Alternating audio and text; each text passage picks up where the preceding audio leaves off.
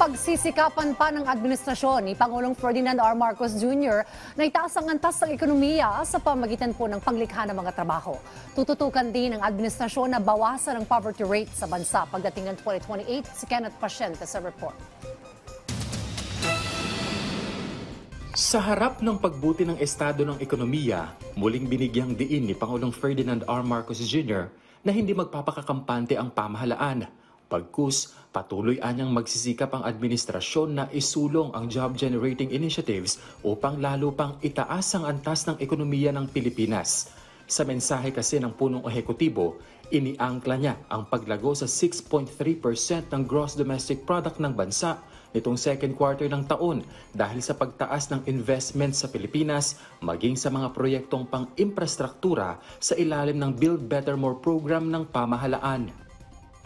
So I assure you, this government will continue to invest in job-generating infrastructure, social protection programs, health, and education for all Filipinos.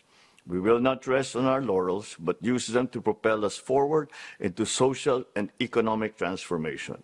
Kamakailan, inireport ng Philippine Statistics Authority ang pagtaas ng GDP ng bansa na mas mataas sa kaparehong quarter noong nakaraang taon. Mas mataas ito sa karatig bansa ng Pilipinas sa ASEAN, kabilang na ang Malaysia, Indonesia at China. Bagaman maganda ang ipinakikita ng mga numerong ito, giit ng Pangulo, baliwala ito kung hindi mararamdaman ng mga Pilipino. Kaya tinututukan din anya ng administrasyon ang pagpapataas ng antas ng pamumuhay ng mga Pilipino sa pamamagitan ng pagbuo ng mga trabaho. Kaya't patuloy ang ating pagbibigay ng sapat at kalidad na trabaho. This June, the unemployment rate dropped to 3.1%, one of the lowest on record for the last 2 decades.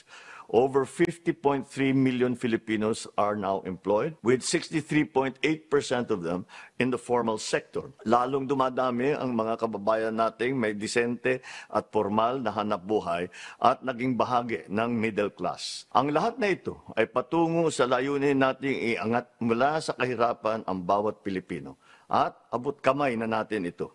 Binigyang diin pa ni President Marcos Jr. ang commitment ng pamahalaan sa pagtugon sa kahirapan na anyay abot kamay na kasunod ng pagbaba ng poverty rate ng bansa sa 15.5%.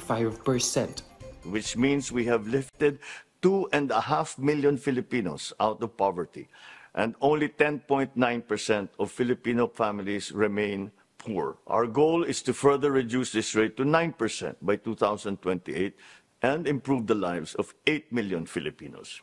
Kenneth Pasyente, para sa Pambansang TV, sa Bagong Pilipinas.